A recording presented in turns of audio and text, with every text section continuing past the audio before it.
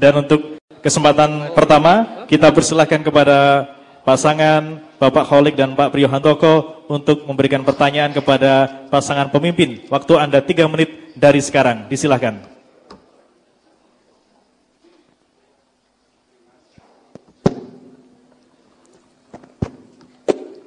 Terima kasih atas untuk memberikan tanggapan atau pertanyaan. Saya pernah membaca visi misi dari Mas Emil sama Mas Ipin, rencana untuk membangun GLS, kemudian bendungan Linggis, juga Kampak, dan juga bendungan Bagong. Di sana ditulis akan ada pembangunan Bagong itu yang berada di Kecamatan Semurup, bacaan Semurup. Lah iya, yang tertulis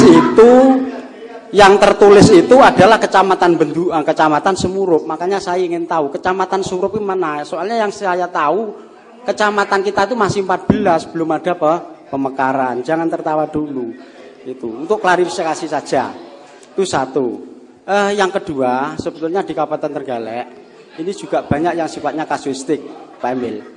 Contoh saja yang selalu disoroti di Kabupaten Trenggalek, serapan APBD kita rendah. Termasuk ujung-ujungnya di belakang mesti ada sisa kurang lebih 100 miliar dan seterusnya. Ini selalu dikatakan sebagai penyakit lama. Sebetulnya yang terjadi di situ antara lain memang pejabat-pejabat yang terlibat di dalam proyek-proyek ini punya keraguan untuk melaksanakan karena takut adanya tindak pidana korupsi. Ini kira-kira langkah apa Pak Emil, Pak Ipin kira-kira seandainya nanti terpilih menjadi bupati, sambil untuk mereferensi sebagai solusi ke depan. Kemudian yang ketiga, ini saya juga tanya, produk domestik regional bruto kita itu kurang lebih 37% adalah dari pertanian, lainnya dari perdagangan, jasa yang sangat kecil. Kemudian pengangguran di Kabupaten Trenggalek ini sangat tinggi. Tapi warga masyarakat Kabupaten Trenggalek justru yang nganggur ini tidak mau kerja di pertanian. Dan ini kira-kira solusi apa untuk menangani pengangguran yang seperti ini? Kemudian pemerintahan desa ini memang kita ada transfer dari pusat kurang lebih kan sampai 800 M sampai nanti mungkin bisa 114. Tapi banyak yang meragukan bahwa sumber daya manusia di pemerintahan desa ini kurang. Kira-kira langkah-langkah apa yang nanti kita bisa lakukan sehingga pemerataan pembangunan. Waktu Anda habis, Pak Kholik. Terima kasih. Gayung bersambut. Silakan pasangan nomor 2 untuk merespon. Waktu Anda 10 menit. Dimulai dari sekarang. Terima kasih. Pertama terima kasih sudah diberikan masukan. Tadi artinya sebenarnya tidak masalah ya dengan Bapak menyetujui bendungan Bagong, ya kan? Tapi jangan salah tulis kecamatan. Insya Allah kita akan laksanakan. Terima kasih Pak. Tapi intinya bendungan Bagong yang mengatasi masalah banjir ngasinan tahunan. Ya, karena Ngasinan itu adalah sungai yang paling panjang, paling besar di Trenggalek sebenarnya kalau kita lihat. Itu jadi masalah itu selesai, Bapak setuju kecamatannya kita benerin Pak jadi desa insya Allah. Makasih. Nah, yang kedua berkaitan dengan serapan rendah APBD dan takut kriminalisasi. Itu betul Pak, kami juga prihatin. Nah, alhamdulillah ini kok cocok dengan apa yang saya kerjakan lebih dari 10 tahun terakhir.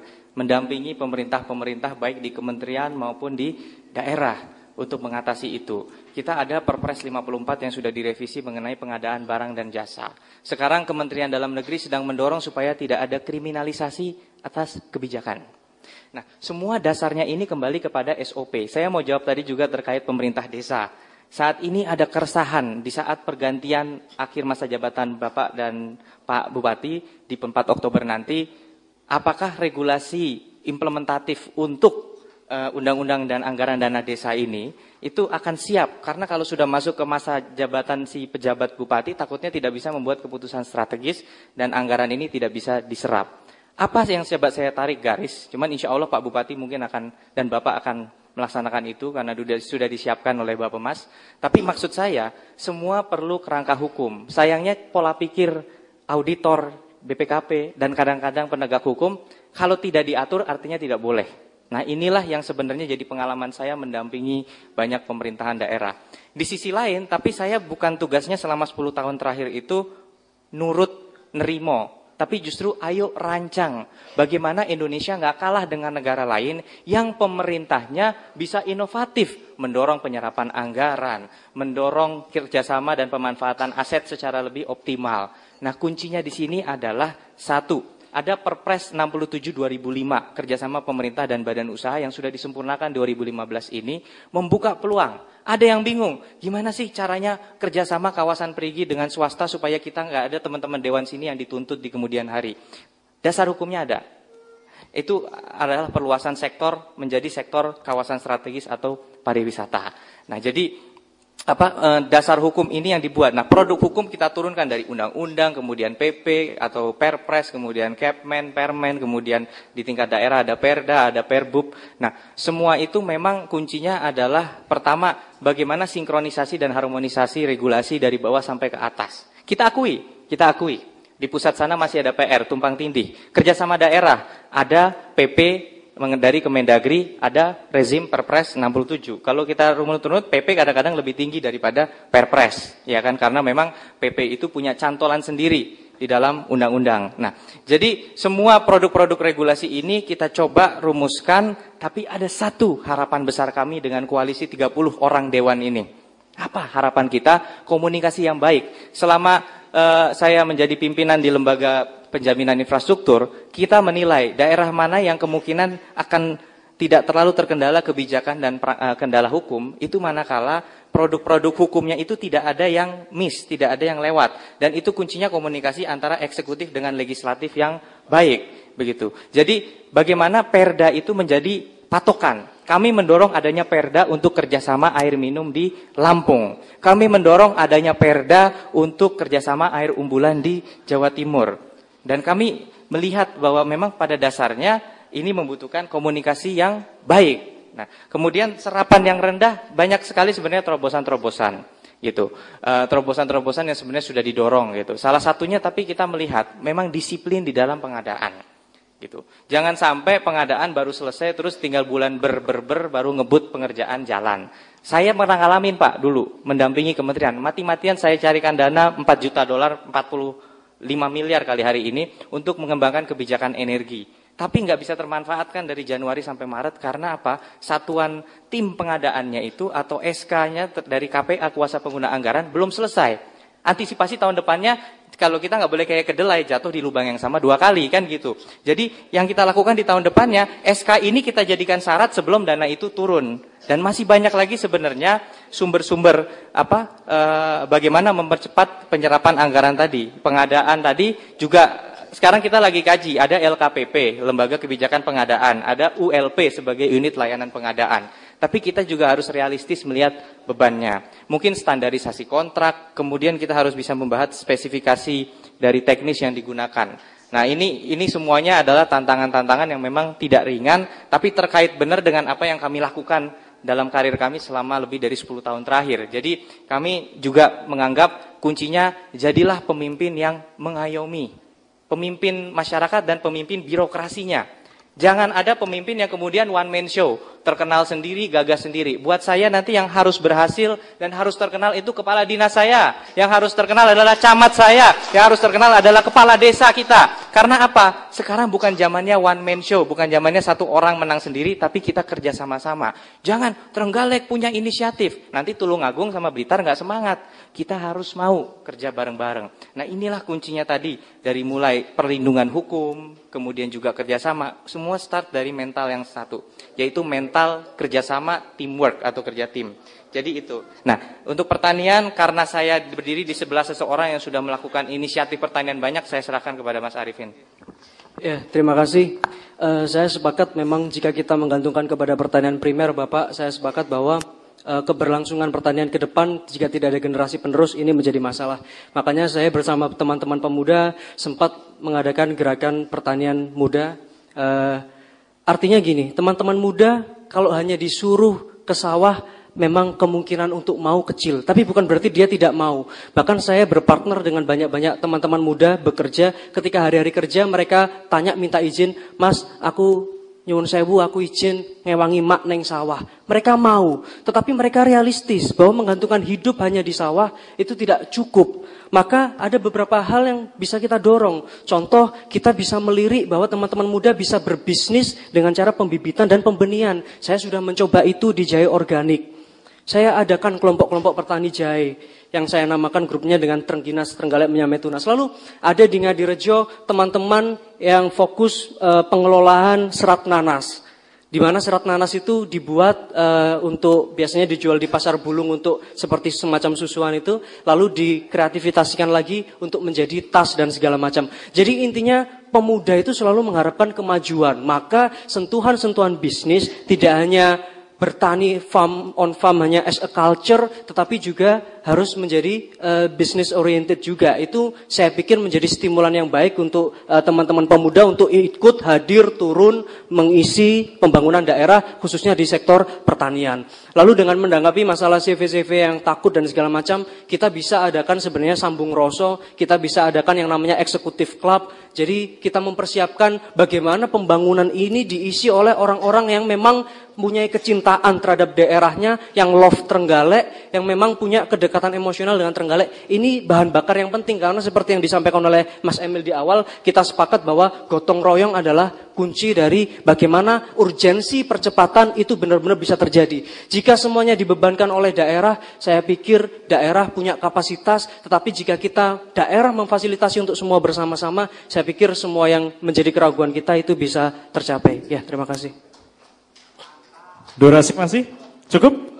Cuma sedikit saja saya tambahkan tadi, sebenarnya perdagangan jasa nggak kecil, 37 adalah pertanian, 30 adalah perdagangan jasa. Yang kita khawatirkan tapi sebenarnya jangan sampai perdagangan jasa ini bukan mendorong produk lokal kita itu termanfaatkan, tapi produk luar masuk ke sini gitu ya.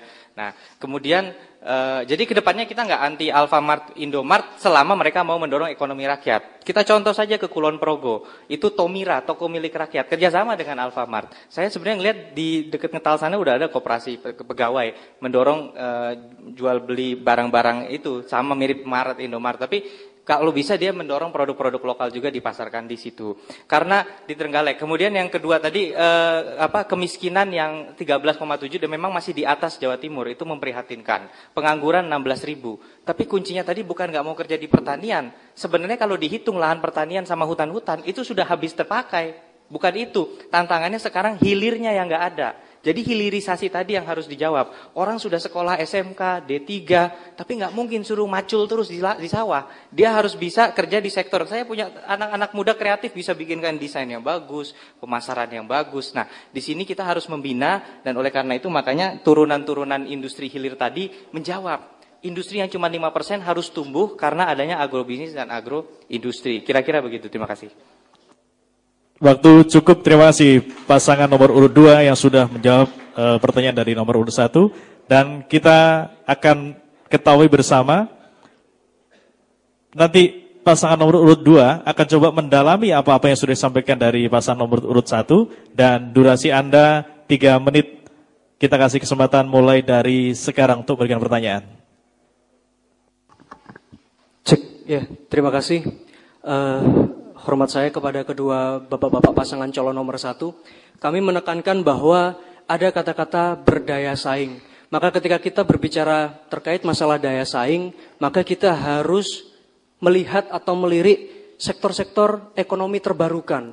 Nah, sekarang kita tahu bahwa baby boom atau generasi baru ini akan selalu muncul. Dan kita harus peka terhadap tren. Bahwa tren pemuda sekarang, mereka condong melakukan usaha, melakukan kegiatan itu yang berkaitan dengan hobi. Dan sekarang industri digital ini sedang marak menggandrungi para teman-teman pemuda. Nah, apa kira-kira peran industri digital ini untuk menyokong, apakah dia ada di luar planning Bapak atau mereka ada di dalam planning Bapak dalam kaitannya Bapak mewujudkan visi misi Bapak ke depan? Karena saya yakin pertumbuhan itu bisa dicapai jika kita juga bisa melirik sektor-sektor ekonomi terbarukan. Lalu sebenarnya pada tahap kedua ini kita sudah harus lepas landas, kita punya jaringan distribusi yang baik, kita harus punya serapan pasar yang baik, akses pasar yang baik, dan ini juga hilirisasi atau industri atau sistem informasi ini sudah terbangun. Nah, apakah 5 tahun kemarin sudah pernah ada yang dilakukan untuk menyasar sektor-sektor ini? Jadi bagaimana daya saing itu juga menjawab tantangan tren? Apakah tanggapan Bapak, ini sebuah pertanyaan saya, di mana letak industri digital dalam menyokong visi misi dan rencana Bapak terkait dengan sektor ekonomi yang terbarukan? Ya, terima kasih. Haji Muhammad Nur Arifin, aplaus untuk pasangan pemimpin. Agar tidak menimbulkan penasaran yang berlebihan, tentu pasangan nomor 1 punya statement dan jawaban pasti atas pertanyaan dari nomor 2. Disilakan kepada Pak Kholik dan Pak Priyohantoko untuk memberikan jawaban. Waktu Anda 10 menit dari sekarang. Ya, terima kasih. Jadi visi misi saya, yang saya maksud bersaing itu manakala orang-orang Trenggalek itu yang pertama adalah sehat. Setelah sehat, punya kecerdasan, punya akhlakul yang karimah. Itu yang saya maksud adalah punya daya saing. Kemudian ketika SDM-nya sudah bagus, sudah sehat, sudah cerdas, memanfaatkan sumber daya alam yang ada, ini adalah lebih baik. Jadi bagaimana orang bisa berpikir yang rasional, bisa kreatif kalau hanya pendidikannya aja suatu misal hanya SLTA. Ini kan hanya SLTA. Jadi yang saya maksud bersaing di sini adalah yang pertama adalah sehat, punya kecerdasan, punya akhlak. Dari sinilah punya daya saing. Ketika SDM-nya punya daya saing, tentunya bisa memanfaatkan sumber daya alam yang ada. Termasuk SDM-nya juga berdaya saing. Dari sinilah saya kira untuk mengurangi kemiskinan. Karena apa? Indikator miskin itu adalah IPM. IPM itu indikatornya adalah sudah berpola hidup yang sehat dan kemudian cerdas, punya daya beli yang tinggi. Kami memang secara real, kalau itu tadi untuk mengembangkan bagaimana. Tapi saya secara real di Kabupaten Trenggalek itu bahwa kondisi sawah hanya sepertiga, yang lainnya daratan daratan. Kemudian ini yang mendominasi, yang belum termanfaatkan adalah lahan-lahan tanah milik negara yang dikuasai oleh perhutani. Ini tidak mudah memfasilitasi warga masyarakat untuk bisa mengelola tanah hutan. Karena apa? Sebetulnya perhutani itu ibaratnya negara dalam negara. Jadi sangat susah. Walaupun masyarakat, contoh saja, masyarakat sebetulnya tidak menghendaki tanaman pinus, tapi juga kalah dengan program-program yang ada di perhutani. Oleh sebab itu saya kira perlu pemerintah daerah memfasilitasi. Saya kira mungkin pemuda kalau hanya kerja di sawah mungkin memang monoton, tidak mau.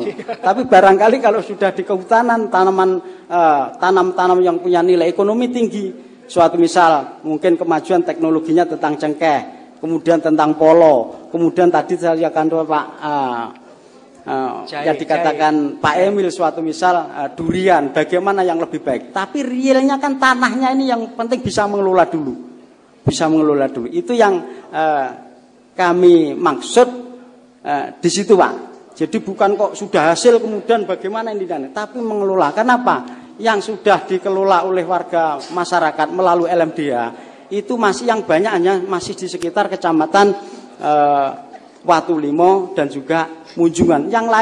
Yang lain masih belum. Di sini masih banyak tanaman-tanaman pinus, dan saya ketika turun mesti masyarakat menghendaki, Pak, tolong kalau bisa pemerintah daerah mencegah tanaman pinus. Coba dibuat pola tanaman-tanaman seperti di Kecamatan Watulimo Munjungan. Kalau sudah seperti itu, saya yakin masyarakat Kabupaten Trenggalek akan menjadi sejahtera. Kalau ekonominya bagus, tentunya bisa bisa berpola hidup sehat. Ketika ekonominya bagus, tentunya bisa menyekolahkan. Ini yang saya maksud seperti itu. Demikian. Pak Priyohantoko menambahkan. Jadi daya saing ini merupakan akhir daripada tujuan sehat, cerdas, dan berakhlak. seperti halnya kita tahu bahwa sebagian besar masyarakat Trenggalek adalah bertumbuh kepada pertanian. Perlu digarisbawahi di sini tentu berbeda antara petani dan buruh tani ya. Petani tentu sekaligus pemilik lahan. Buruh tani tentu berprofesi sebagai petani tetapi tidak memiliki lahan atau memiliki tapi sedikit. Bahkan saya dari keliling saya juga ke segala wilayah Trenggalek, saya juga sempat kaget karena apa? Hampir sebagian besar mereka tidak memperhatikan bukti kepemilikan tanahnya. Ya, tentu penting banget karena apa? Dari visi kami adalah berdaya saing. Arti daya saing di sini dia juga harus tahu bahwa ada nilai ekonomis di dalam kepemilikan tanahnya. Maka kesadaran mereka di dalam pengurusan sertifikat tentu penting juga. Demikian juga terhadap lahan-lahan yang berbatasan dengan lahan perhutani. Di situ tentu akan terjadi konflik banyak karena para petani kita juga menggarap di dalam lahan pertanian. Dibutuhkanlah di situ bentuk-bentuk pengayoman di dalam kenyamanan para petani kita di dalam menggarap lahan pertanian. Nah, karena berdaya saing ini tentu tidak bisa diartikan hanya dalam satu kegiatan tertentu. Daya saing di sini adalah jamak umum di dalam segi-segi kehidupan masyarakat kita dari Trenggalek. Tentu daya saing ini akan bisa dicapai pada saat masyarakat kita sudah sehat, sudah sejahtera dan sudah berakhlak. Karena akan daya saing yang ada akan rusak kalau kita tidak memiliki akhlak yang bagus, apalagi belum cerdas. Itu ya tambahan saya, demikian. Cukup pasangan KH? Baik, aplaus yang meriah untuk kita bersama. 3 sesi sudah kita lampaui bersama Bapak Ibu juga pemirsa yang ada di rumah dan kita akan segera masuk pada sesi keempat. Sebenarnya saya punya banyak referensi pertanyaan dan materi yang akan saya ajukan untuk mendalami kedua pasang di depan terkait visi-visi mereka. Namun bukan kapasitas saya untuk menyampaikan itu. Saya punya 2 pertanyaan nanti harus dijawab oleh kedua pasang di sesi keempat. Tunggu sesaat lagi tetap dalam debat publik pasangan calon bupati dan wakil bupati Trenggalek tahun 2015.